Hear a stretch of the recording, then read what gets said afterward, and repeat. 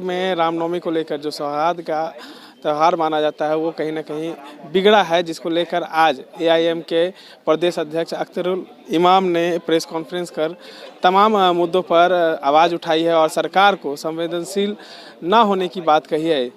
और क्या कुछ अख्तरुल इमाम कह रहे हैं, सुनिए।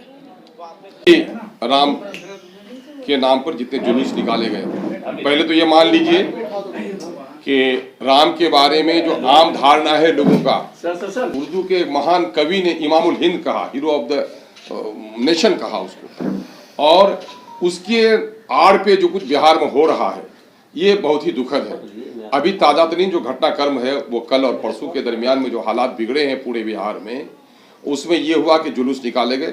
धार्मिक जुलूस से निकालने का हक है, किसी पर उंगली नहीं उठाई जा सकती, सरकार उसे परमिशन देती है, परमिट करती है, निकालना चाहिए, लेकिन दूसरों को गाली देने का किसी को हक नहीं।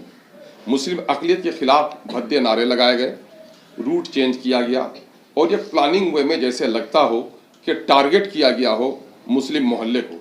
बिहार शरीफ में जो कुछ हुआ है, मदरसा अजीज़िया को जलाया गया। मदरसा अजीज़िया जो वक्फ की प्रॉपर्टी है, उनके सामने में जो दुकानें हैं वो जलाई गई।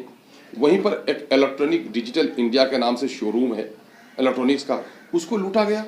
वहीं कृष्णा मार्केट है उसको छोड़ दिया गया, और वहीं पर एक मार्केट है सिटी पैलेस, उसको लूट लिया गया।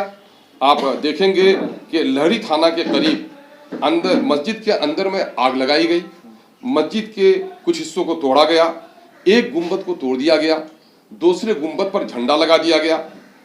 और यहाँ मुनेर शरीफ में, लखीसराय में, मुंगेर में, हत्ता के किशनगंज में भी भद्दे भद्दे किस्म के नारे लगाए, और अब तक वहाँ के डीएम-एसपी ने कोई कार्रवाई नहीं की।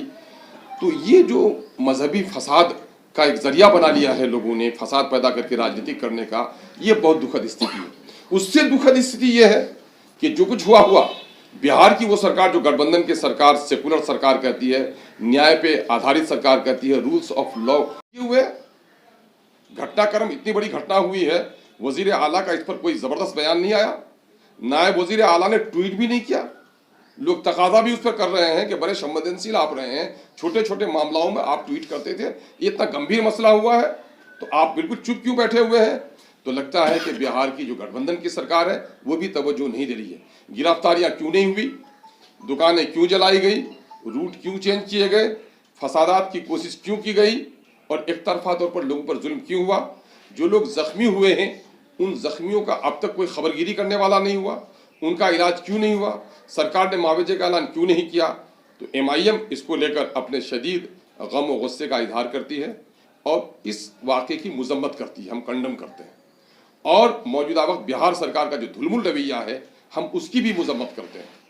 और मुझको ऐसा लगता है कि इस वक्त चूँकि मरहूम शायर ने कहा था, मैंने कल भी वो जुमला दोहराया था कि सरहद पे तनाव है, लगता है देश में चुनाव है।